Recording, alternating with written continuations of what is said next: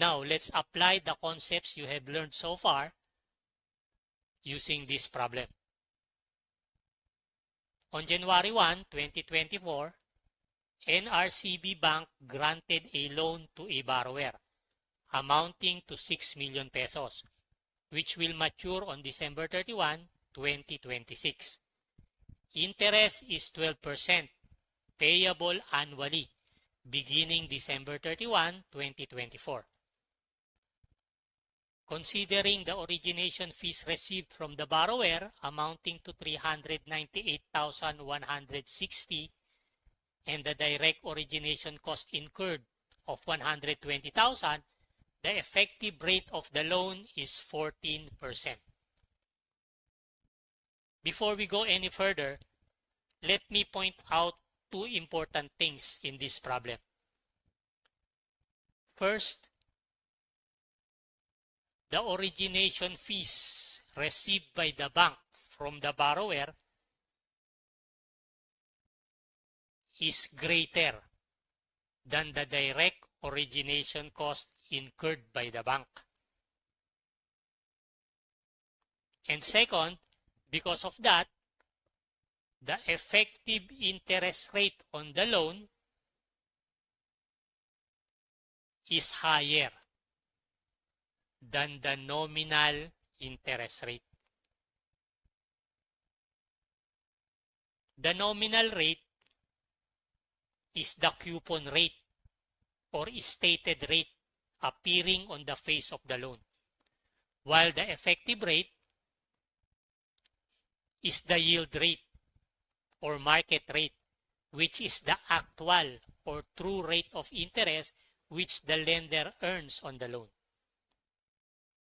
In this problem, the effective interest which the bank actually earns from the loan is greater than the nominal interest which it will receive from the borrower.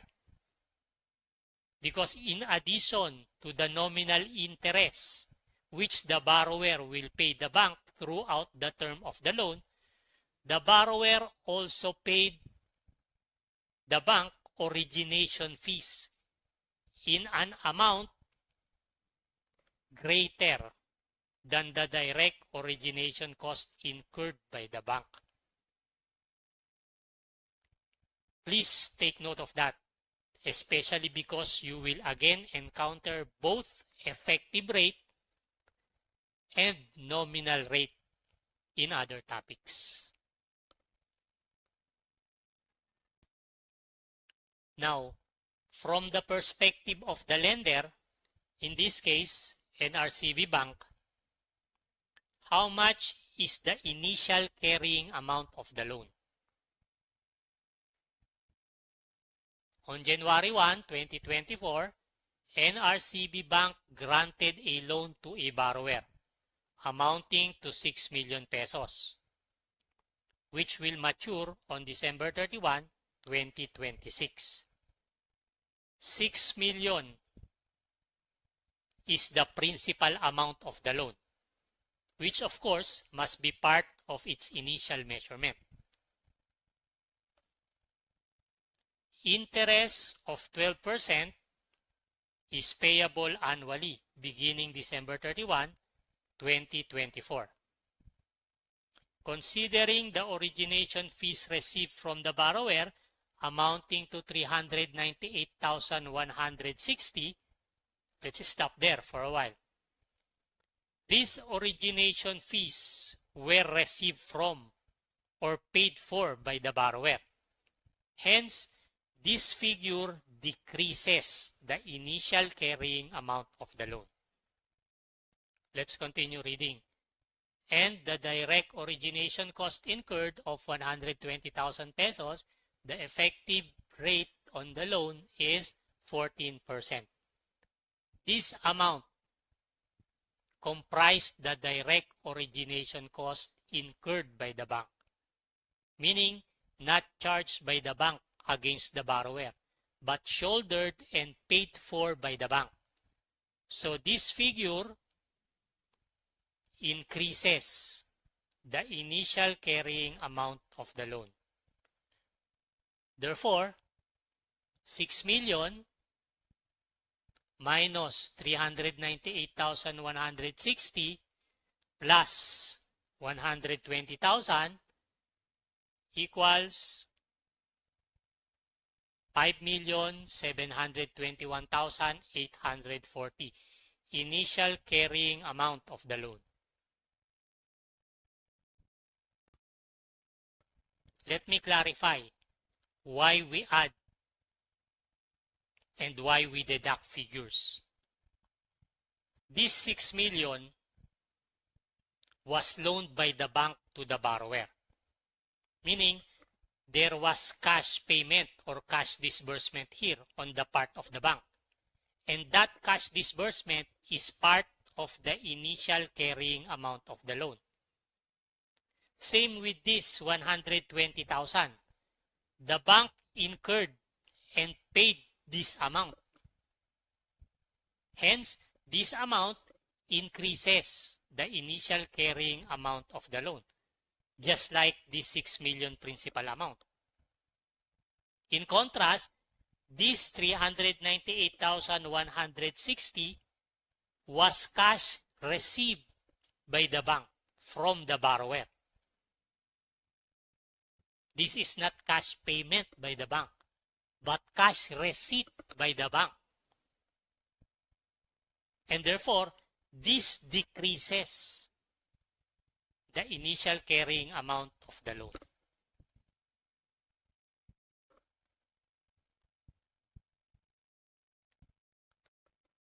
Let's now prepare the journal entries of the bank on January 1, 2024. First, to record this loan granted to a borrower. The bank gave 6 million pesos to the borrower. The bank extended a loan of 6 million pesos to the borrower. So its cash decreased. To decrease cash, which is an asset, credit it for 6 million. The bank, of course, expects to receive payment of this amount later on, right? In the meantime, it has a receivable from the borrower. And to record that receivable, it must debit loan receivable, also for 6 million. So I hope by this time you are already very familiar with the normal balance of each account, which you learned in Fundamentals of Accounting. If not, please review and master the topic as soon as possible to make this and the succeeding lessons in Intermediate Accounting a lot easier. You may want to watch the first part of my lecture series on recording transactions, as well as part 1 of how to prepare journal entries for merchandising business, where I discuss in detail the concept and application of normal balance, which is actually the very foundation of accounting. That's why you've got to master that. Another transaction on January 1, which the bank must record, is the origination fees received from the borrower. Payment was received from the borrower.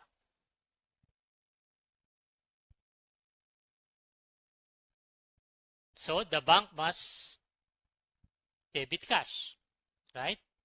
For 398,160.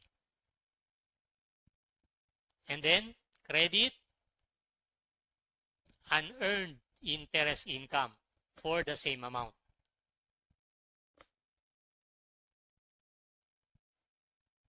Remember this slide? Origination fees received from a borrower are recorded as unearned interest income. So here, our credit is to unearned interest income.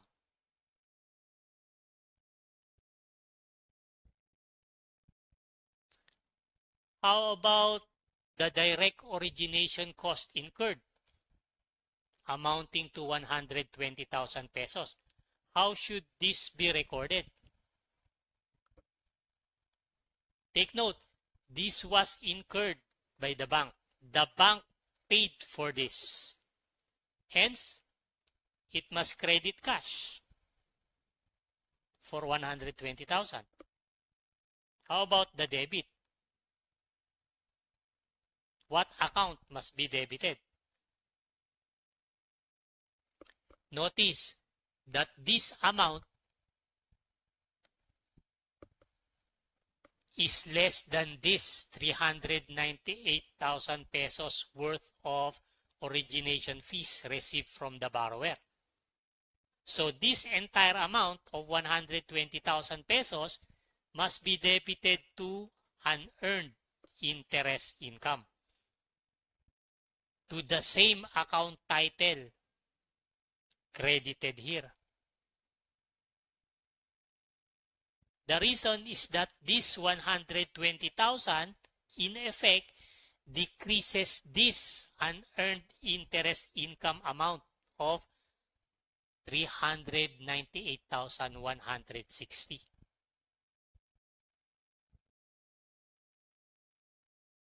But how about if, let's say, in this problem, instead of 120,000, the direct origination cost incurred amount to 498,160. 498,160, which is greater than this 398,160.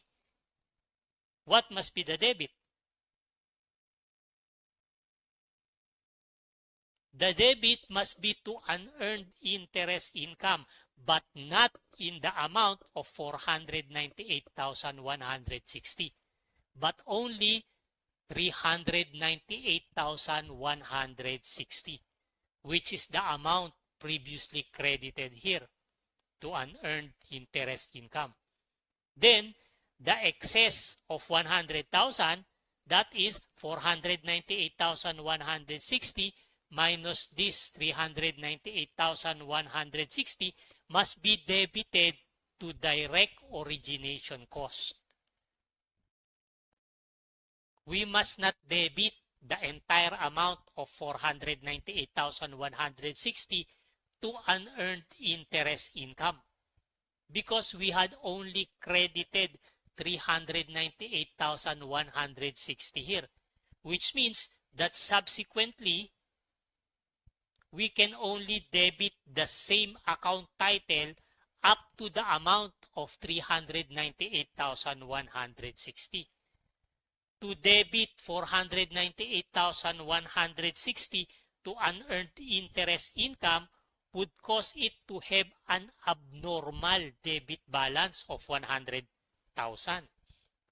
Recall that you learned in Fundamentals of Accounting that unearned income has a normal balance of credit. So if it will have a debit balance, then the balance is considered abnormal. But anyway, in reality, in this problem, the origination fees received from the borrower amounting to 398,160 exceed the direct origination cost incurred of 120,000.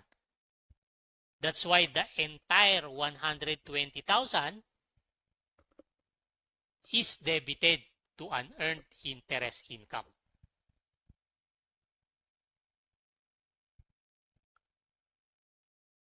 And actually, instead of these two entries,